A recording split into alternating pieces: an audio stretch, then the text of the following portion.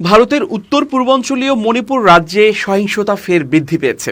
এমন অবস্থায় রাজ্যটির ৩টি জেলায় অনির্দিষ্টকালের কারফিউ জারি করা হয়েছে। যদিও এর আগে সেখানে কারফিউ শিথিলের ঘোষণা দেওয়া হয়েছিল, কিন্তু পরে শিথিলের আদেশ বাতিল করে পরবর্তী ঘোষণা না দেওয়া পর্যন্ত ফের কারফিউ জারি করা হয়।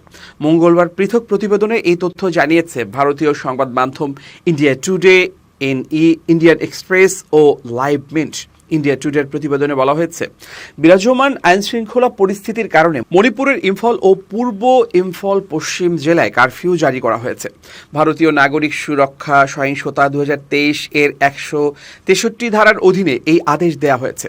অন্যদিকে লাইভ মিন্ট বলছে, মণিপুরে নতুন করে সহিংসতার মধ্যে রাজ্যের ইম্ফল পশ্চিম, ইম্ফল পূর্ব এবং মণিপুরের থাউবাল জেলায় আজ বেলা 11টা থেকে সর্বাত্মক কারফিউ ঘোষণা করা হয়েছে। এই নিষেধাজ্ঞামূলক আদেশে পরবর্তী নির্দেশ না দেওয়া পর্যন্ত বাসিন্দাদের তাদের বাসস্থানের বাইরে চলাচলের উপর বিধিনিষেধ আরোপ করা হয়েছে। গত 1 সেপ্টেম্বর এই আদেশ জারি করা হলেও পরে তা 10 সেপ্টেম্বর ভোর 5টা থেকে 10টা পর্যন্ত কারফিউ শিথিল করা হয়েছিল। তবে এই শিথিলতা এখন 10 সেপ্টেম্বর বেলা 11টা থেকে প্রত্যাহার করা হয়েছে। আদেশে বলা হয়েছে, এখন এই বিষয়ে জারি করা সমস্ত পূর্ববর্তী আদেশের পরিপ্রেক্ষিতে 10 সেপ্টেম্বর কারফিউ শিথিলকরণের সময়কাল বেলা 11টা থেকে প্রত্যাহার করা হয়েছে।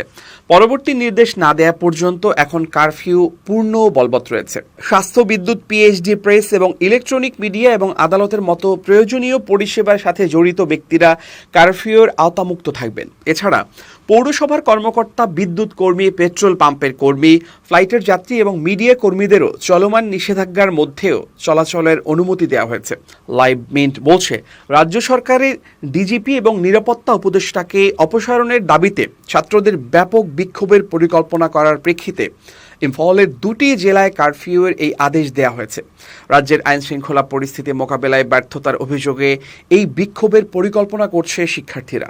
একইভাবে থাউবালে সোমবার আয়োজিত ছাত্র বিক্ষোভ হিংসাত্মক হয়ে ওঠার পর সেখানেও বাইরে বের হওয়া ও চলাচলের উপর নিষেধাজ্ঞা জারি করা হয়েছে। মূলত সোমবার এই বিক্ষোভের মধ্যে একজন পুলিশ অফিসার গুলিবিদ্ধ হয়েছেন বলে অভিযোগ উঠেছে। এছাড়া ক্রমবর্ধমান সহিংসতা ও অস্থিরতার মধ্যে সোমবার রাজ্যের সকল স্কুল 9 ও 10 সেপ্টেম্বর বন্ধ রাখার নির্দেশ দিয়েছেন মণিপুরের স্কুল এডুকেশনের ডিরেক্টর।